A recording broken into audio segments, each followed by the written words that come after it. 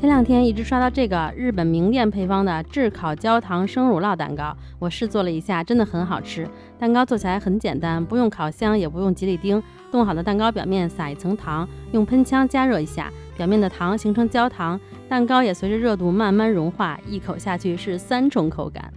我是找了一个直径6厘米的慕斯圈，然后用围边把它围起来，再用胶条粘上，再去掉慕斯圈。这个配方可以做4个直径6厘米的蛋糕。把消化饼干装在袋子里，用擀面杖敲碎，也可以用机器打碎，然后再加入融化的黄油拌匀，把它平均分成4份，每个慕斯圈里放27克的饼干碎，用个小擀面杖给它压实。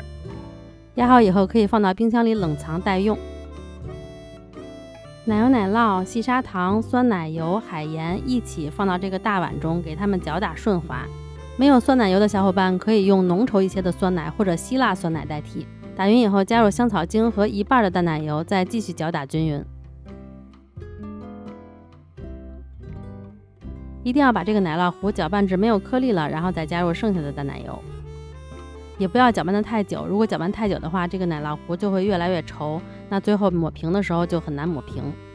然后在每个慕斯圈里挤上128克的奶酪糊，